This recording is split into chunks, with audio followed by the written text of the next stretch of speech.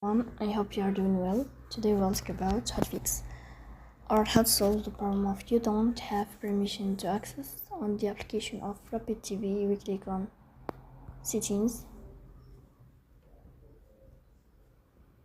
Here on this page, you will click on apps, default apps, app settings. In this list, we click on Rapid TV and you will click.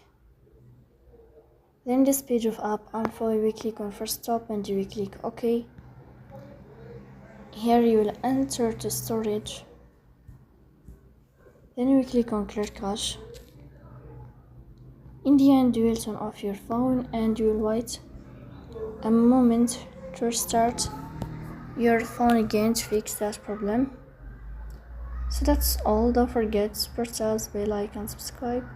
See you next time in another video, and thank you for your watching and your attention.